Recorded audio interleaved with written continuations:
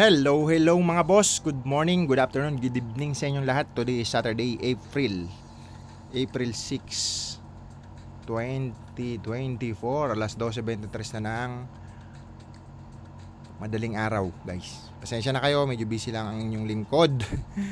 Tayo nakapag-video kahapon kasi nga marami tayong ginawa. Pero syempre, commitment ko pa rin. Tuloy-tuloy ko pa rin itong gagawin, guys. Minsan may absent tayo pero tuloy pa rin natin. Wala namang mga kakaiba masyado sa crypto. Kaya so tapusin lang natin ang ating ritual. Ulitin natin, ang ritual na ito ay para lang po sa akin. Hindi ko po ito pinagmamayabang o pineflex sa inyo para ipagmayabang. Mawala ka na dun sa mga tao o mga Pilipino na crab mentality, na galit pag may kapwa Pilipinong umaasenso. So, mamotivate ka na lang, guys. Ulitin natin, hindi po ito pinagmabawang sa inyo. So, meron tayo 95. Okay? Claim lang natin ang ritual, yung kalahati bilhin natin ng excess, yung kalahati bilhin natin ng RON token. Okay. At i-claim lang muna natin para mahati natin. Kasi pag na-restake natin, hindi natin yan mahati. Okay? So, kung 90 yan, sabihin natin 45 ititira natin, no? Sige, mga 50 na ilagay natin sa staking dito. 50. Para yung 45 doon. Okay. Bili tayo excess. Stick lang muna natin yan. At wala pang 2 minuto. Tapos na tayo sa ritual natin. Okay. So ayun lang. Tapos na tayo, guys. See you tomorrow. Siyempre joke lang.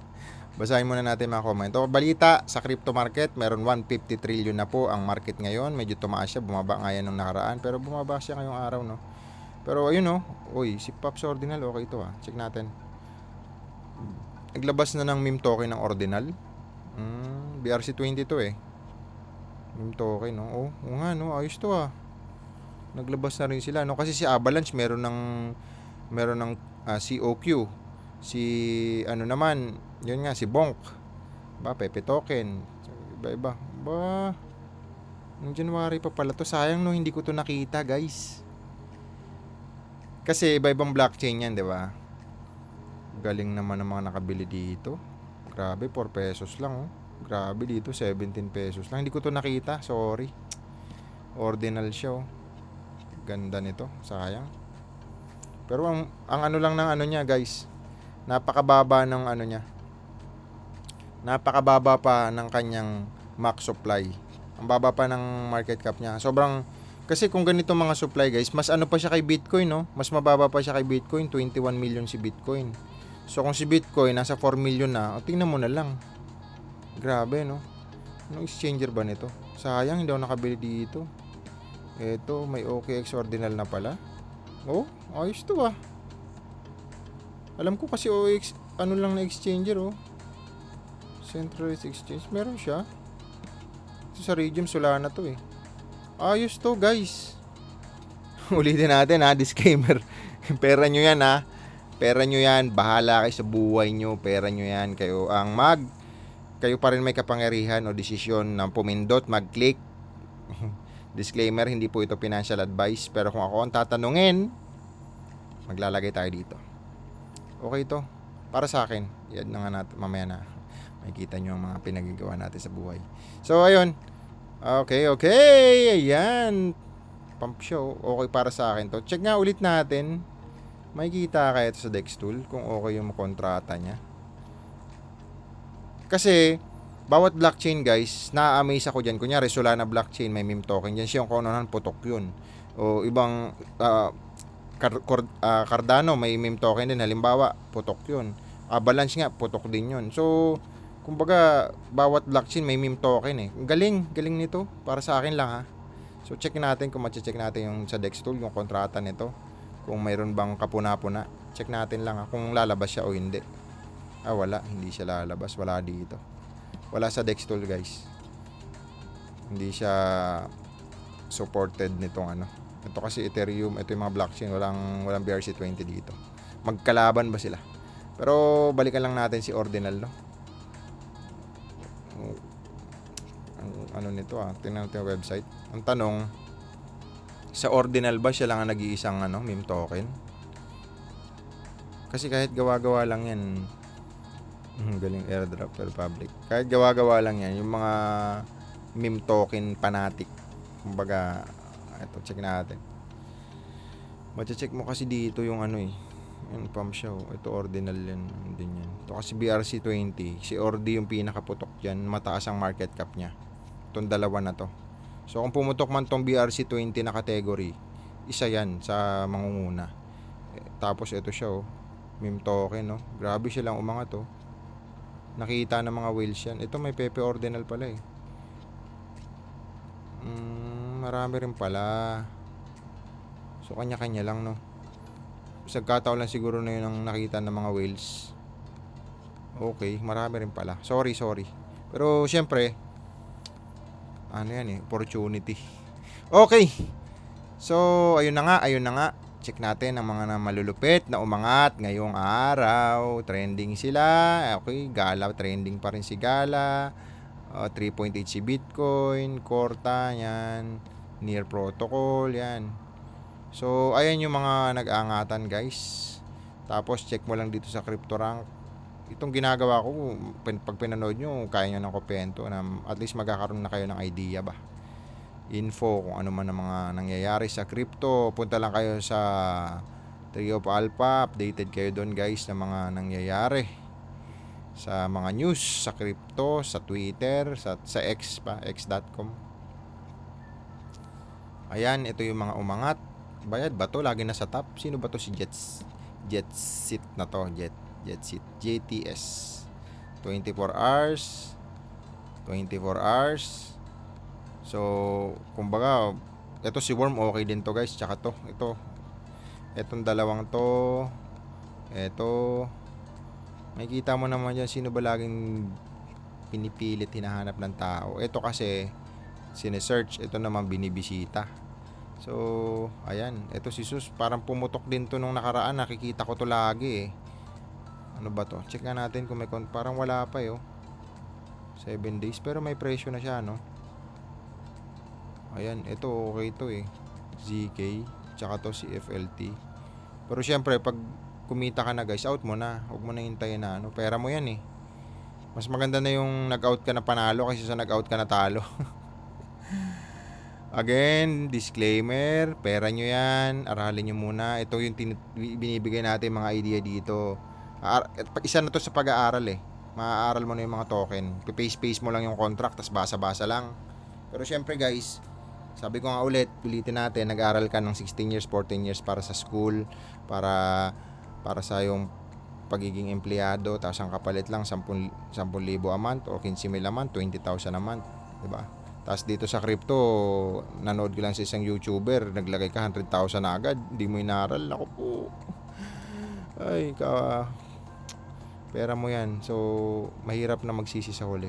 Oh, okay. Malamang isa lang, ito kasi isa lang sa Medyo allergic ako sa ganito. Pag isa lang yung tagatingin ba. Isa lang yung ating watchdog. Ito si Quicktel. Kadalasan sa Solana, isa lang ang tagatingin. Hindi kaya sa Ethereum, madami. Okay. So, doon, tignan mo lang sa CryptoRank, okay. Tapos, makikita mo, guys, 14 days na lang, Bitcoin halving na. Again, base sa kasaysayan ng crypto, hindi lahat pag nag-halving agad, magpapump. Kadalasan yan, isang taon pagkatapos ng halving saka nagpapump. Base yun sa kasaysayan. Ayan nga yun. Halving, isang taon, 2017. Halving, isang taon, 2021. Halving, isang taon, 2025. Yun yung nila. So, ito yung nandito pa lang tayo. Yan po ay prediction lang. Hindi natin alam ang mangyayari sa kasaysayan. Pwedeng bumaliktad yan. Pero, marami kasing dahilan para umangat. Yun nga, yung Bitcoin ETF. Application pa kayo ng Ethereum ETF. Pag na-approve yun, banda dito yun. Boom yan. Or, interest rate ng US. So, election.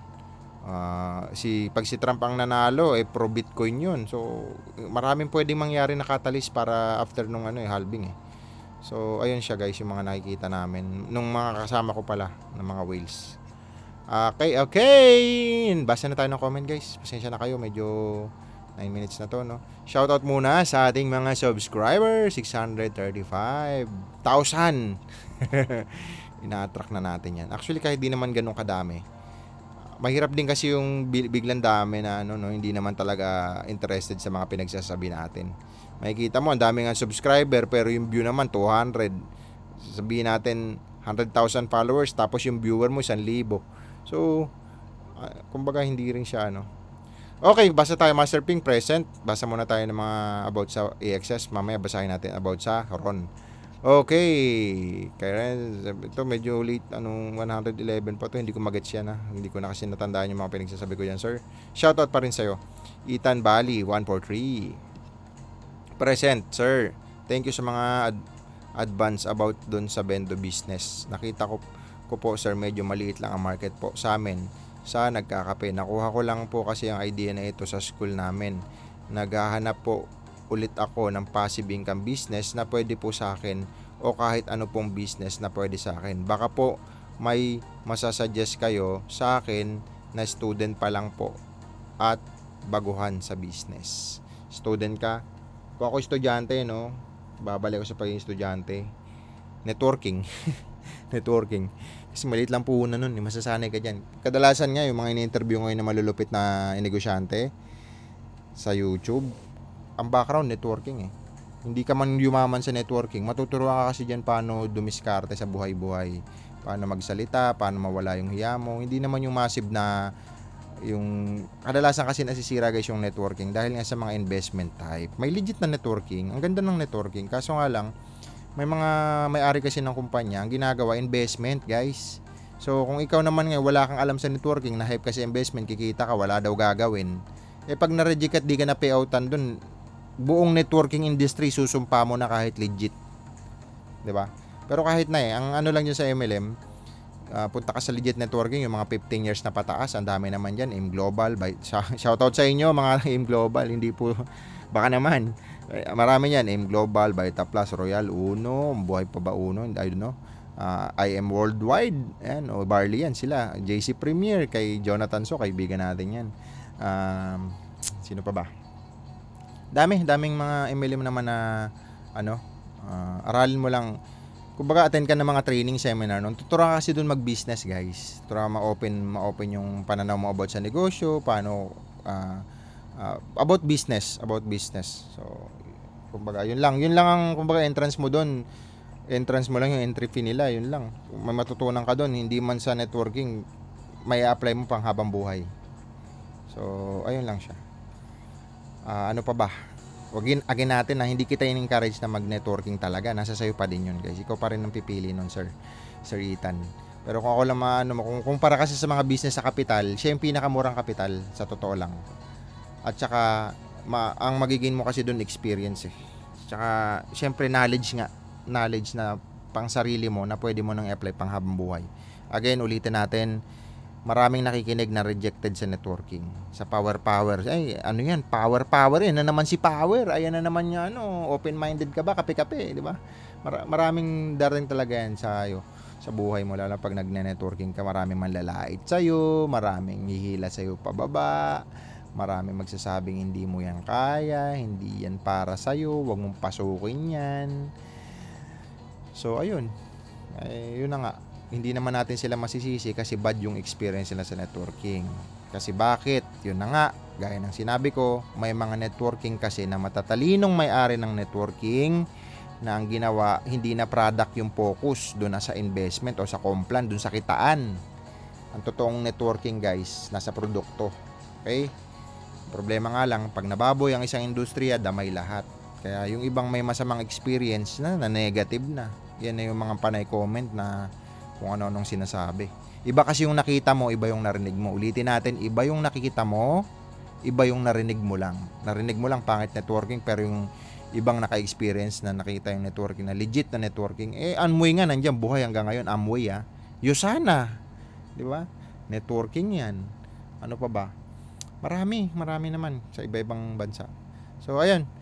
Okay, Ironheart 2089. Good day, sir. Ginagamit niyo po ba ang Marvel Beats at virus? Hindi, sir. Pero mamaya basahin ulit natin yan. Dio Ferl, sir. 1. Sir, idol, pasilip naman po ng contract ng APRS. Ito, ano to, yung Aperon. Chinig na natin to, sir, di ba? Alam ko na ano ka na to, malamang hindi ka lang siguro hindi mo lahat napanood, sir. Siyempre nga naman, nakakatamad nga naman makinig ng video ko. Kaya yung iba, abang tumatae, di ba? So, copy mo lang yung link na yan. Paste mo sa Dex tool. Okay naman to, kasi ano to ano to ng RON Kumbaga, pixel tapos sila.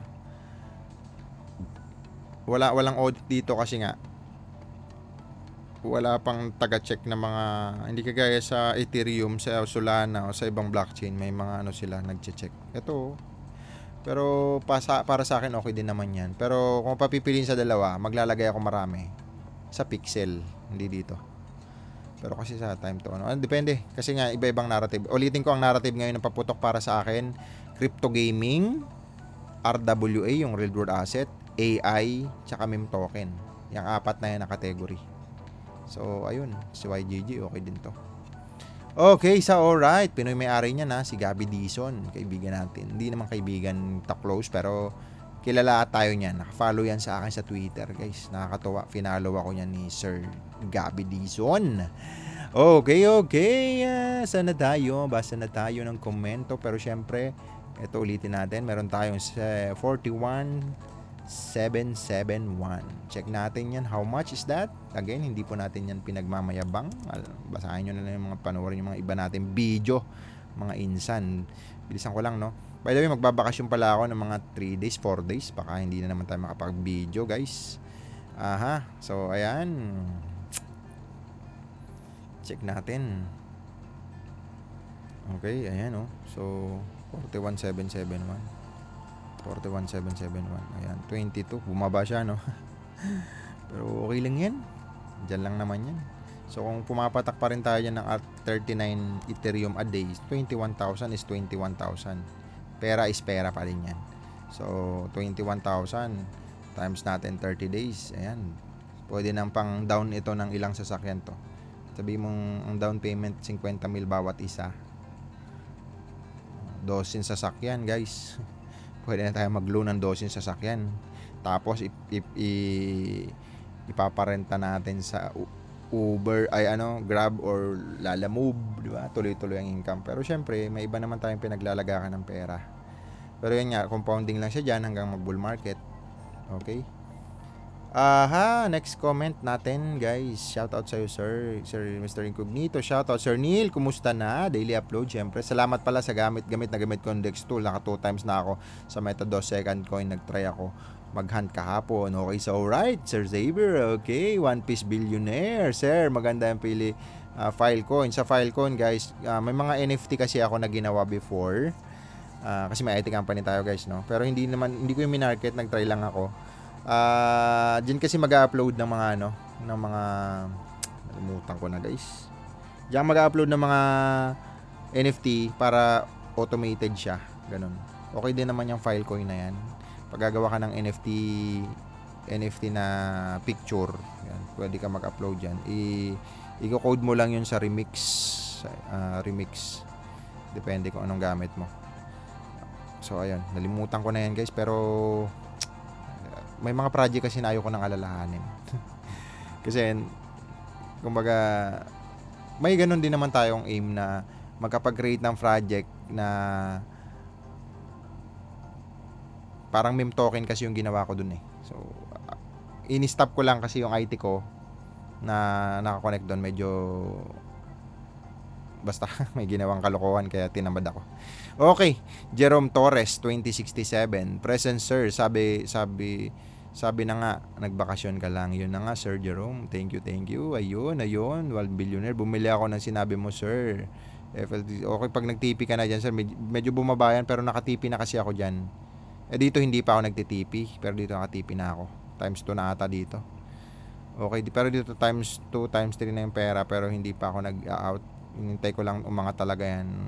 Baka 1M linagay ko dito . So, hinintay ko lang. Bahala na. Next bull market. 2025 pa siguro out ko. Depende. Okay.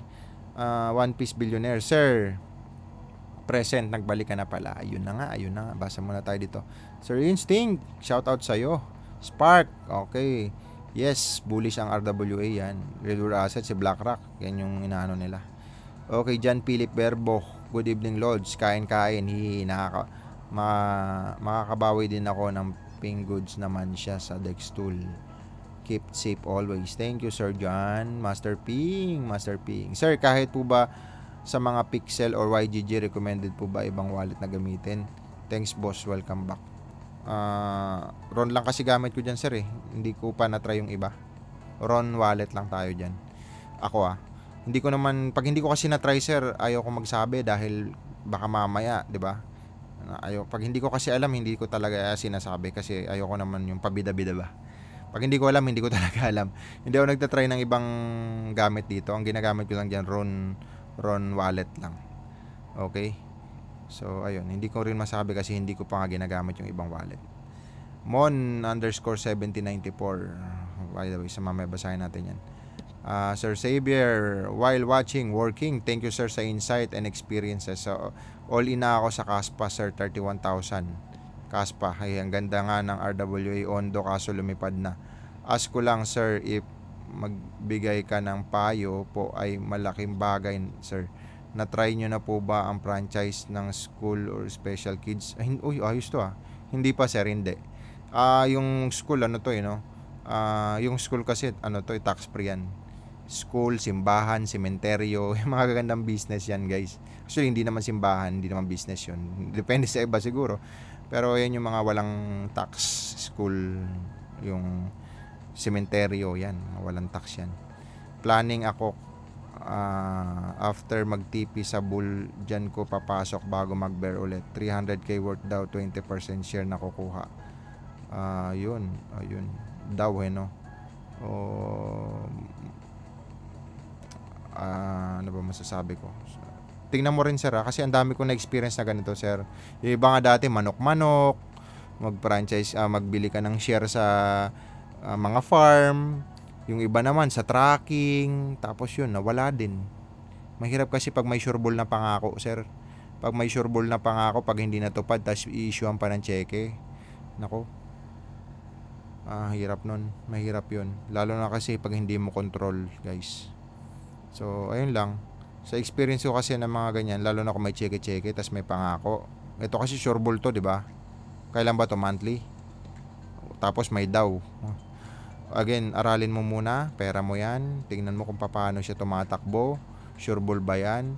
Kasi, number one, mga ganyan kasi na tumatanggap ng investment, pag nalaman ng SEC yan, yari na, SEC advisory yan. Bakit? Kasi yung mga kumpanya na tumatanggap ng investment, hindi naman sila, wala naman silang secondary license, wala silang karapatan tumanggap ng investment. Pag magkakuha ka kasi ng secondary license, guys, sa BSP yun. Hindi ka bibigyan basta-basta ng BSP, ng secondary license. Ano yan? Magkakaroon yan ng band pa nga yan, magbaband. Tsaka iba-ibang kategorya yan bago ka i-approve. Madaming documents yan, guys. Kasi hindi ka entitled mangolekta ng investment. Bawal yun. Lalo na kung nag-issue ka ng cheque, tapos it's good to be true. Maraming ganyan. Ulitin natin, 3 kategorya yan na nasisira ang mundo ng mga kapwa natin Pilipino dahil naluloko ng ganitong kategorya. Tingnan nyo, Forex, nangongolekta ng investment tapos biglang nawawala. Sino yon? Mga nagpapakilala na trader, mga nag-a-attach ng robot. Pag ikaw pangkaraniwang OFW o housewife ka, yung pera ng asawa mo ininvest mo doon, nagsara, iyak, sira ang industriya ng Forex. Damay-damay lahat. Networking, pangalawa, ganon din. Maraming matitino, malulupit, hindi pala matitino, malulupit na MLM owner, nagtatayo ng MLM na investment, gamit nilang networking compensation plan, yung may over payout, yung may pangako. Ang hirap nun, guys. Pag ikaw naman ngayon na hype ka, binaliw ka nung upline, baliw na baliw ka, makukuha mo na yung pangarap mo kasi yung kaibigan ko kumita dito, nakabili na agad ng bahay, naglagay lang ng pera, walang gagawin. Patay na. Ikaw naglagay ka, ikaw na lang pala yung hinihintay para ma-payoutan yung iba. Tapos sunod dun, wala nang payout. Again, matino ang networking, nadadamay, sira na naman pag nasira industriya.